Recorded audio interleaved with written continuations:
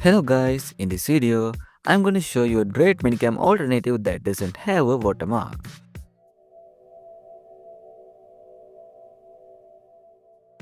First, open your browser and search for Cam on Google. Then go to the official website and download the software.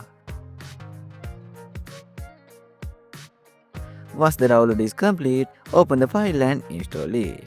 After the installation finishes, the program will launch automatically. You will now see the main interface. Next, go to the settings and click on additional. Here, you can add the name for your virtual camera.